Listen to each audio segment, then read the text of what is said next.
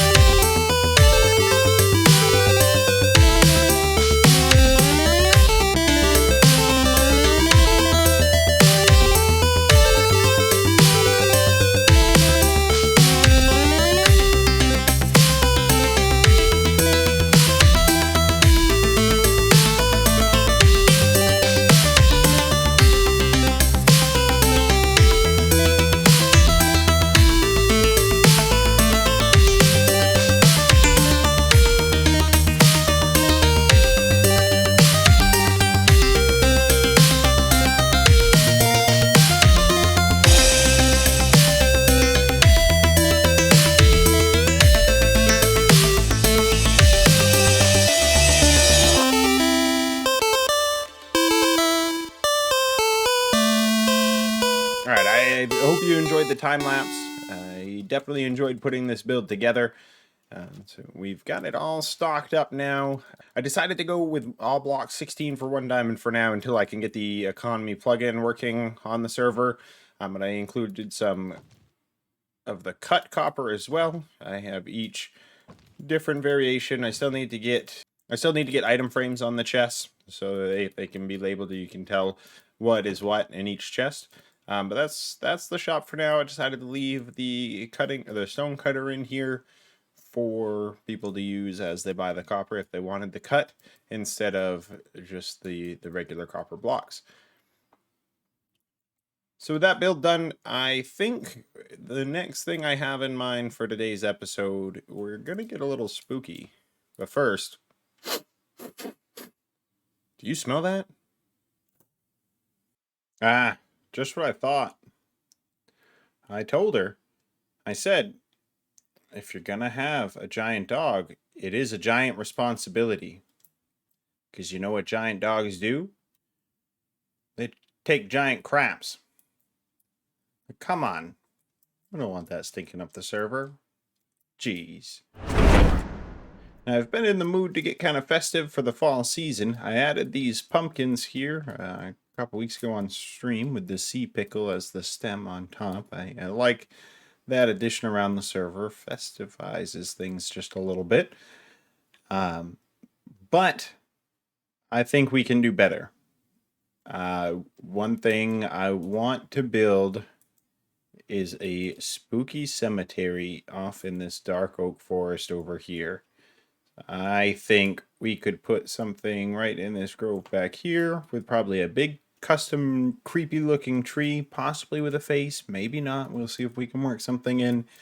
I've already kind of scoped out the spot for it, and it's going to be kind of right back there in between these two trees.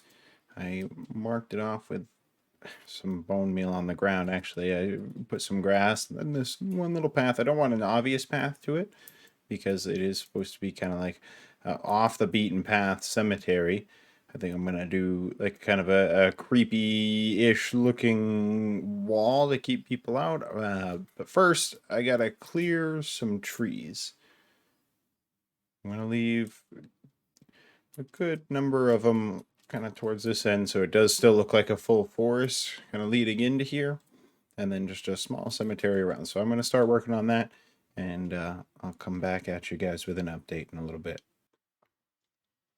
So this is the design I've worked out so far for the wall around the cemetery. I think I'm happy with it. I'm kind of half tempted to have slab all the way around just to make it feel more complete. I don't know. What do you guys think? Slabs on the top or no? Let me know in the comments. But now I just have to finish it up. I'm going to wrap it kind of around here and it somewhere in this hillside here. And then we get to work on the inside of the cemetery where I've got a few things in mind. There. I got the fence / wall done. Now I just have to do something about this grass. It's way too bright and cheery. There. That's better. Took away a lot of the grass, replaced it with podzol, and I think it's starting to look a little creepier already. But what's going to help is the thing that every good cemetery needs, and that's the tombstones. So I'm going to add that, and I'll check in with you guys in a second. So in creating the tombstones, I actually decided to go with a couple different designs. I have the stone wall here, or the andesite actually, with some coarse dirt in front of it, as well as just some stairs. I went pretty heavy with the andesite on this side. It got a stone one over there. But on this side, I actually have quite a few more stone headstones, so I do like the variety that I have. I added some stone buttons just for a little texture on the ground, as well as the dead bushes. I think it really adds a lot to the area. I've also started adding this crypt. I think this little hillside that we had here already looked like a good spot to kind of naturally put a crypt in, so I worked out this design incorporating the deep slate slabs as well as some smooth basalt. And I think it's turning out really good so far. I like the gradual decline into the crypt. And then we have inside the crypt. Clearly, it's still a work in progress. I just wanted to update you guys as I've gotten a lot of work done since the last update. But I really like how it's coming along. It's really starting to get that spooky vibe. I put some blackstone kind of back here to I wanted it to more or less look like it was shadowed version of the deep slate stone bricks that we had in front. And I really like how it's starting to look so far. Definitely have a lot more work to do. I want to incorporate soul fire in here. I got the soul lanterns, but I wanted some soul fire. So we're going to see how we can maybe manage to incorporate that in as well.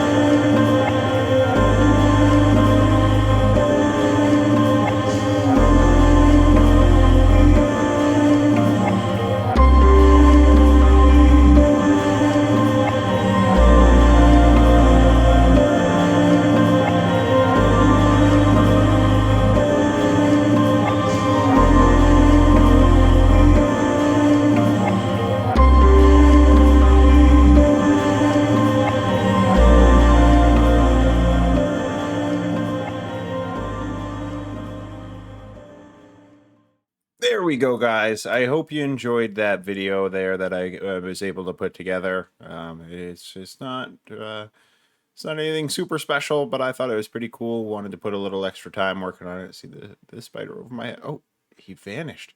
Just like that. There was a spider, and then he's gone. You'll have to go back to check if you don't believe me.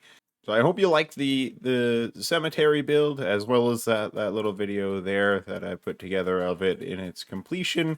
I just thought that with as much work as I put into this build, it could use a little pump up video. So now let's go over some of the features of this build, some of the things that didn't even make it into that little video that you just saw. So obviously we have the deep slate tile wall, and that goes around the tree.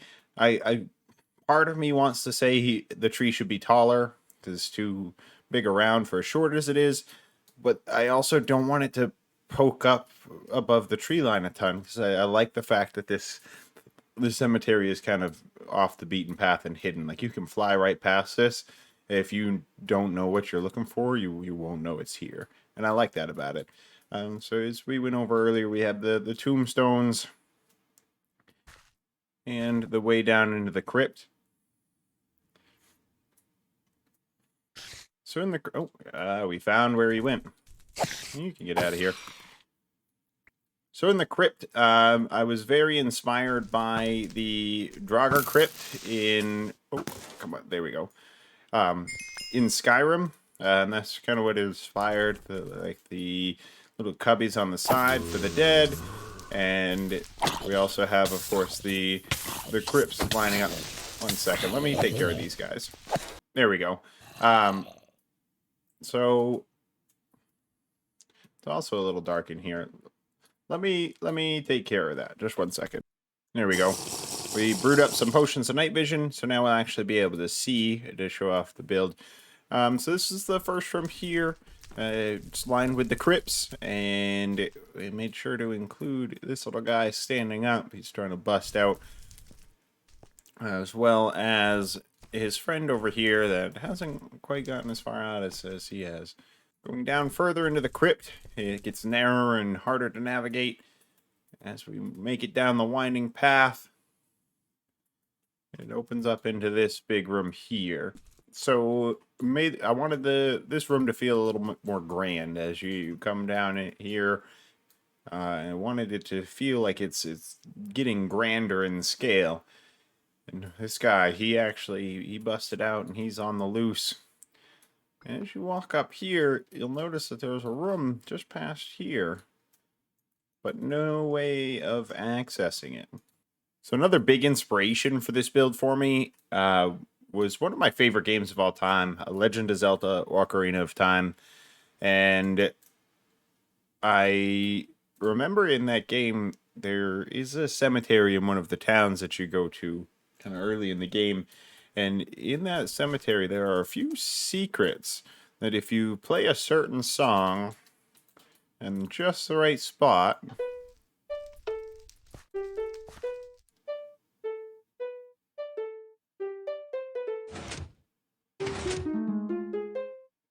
It opens up a secret passage. You can jump down in that secret passage, and you have access to the treasure. And of course, our night vision's worn off, so it might be a little hard to see, but we'll remedy that in just a second. So that actually gives you access to what I'm referring to as kind of the royal burial chamber. And we'll drink some night vision so you can see it better. And here we go. Definitely a grand room. We have the candelabra, chandelier type deal in the middle. And then the royal crypt. I wanted to make it seem special. So I did kind of set it in the ground and then kind of came up with a little, just kind of make it offset from the rest of the room.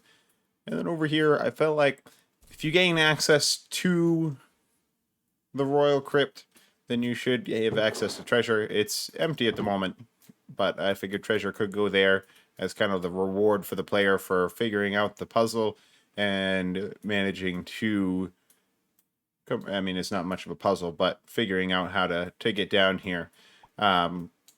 And then, of course, we got the button to come out, and we're back in the previous room. So that's going to be that. I do hope you guys liked this build. Definitely wanted to do something a little more Halloween themed for the season. I hope I get the video out in time for Halloween. I'm super close to done, so I should be right on track, but if not, then I'm sorry. But with that being said, thanks for sticking around. You can always follow my Twitch. Make sure you subscribe over here. If you like the video, then why not give it a like? And with that, I will see you on the next one. And we'll probably be going back into the Minecraft Through the Ages series. So thanks for watching this, and have a good one. Stay jolly.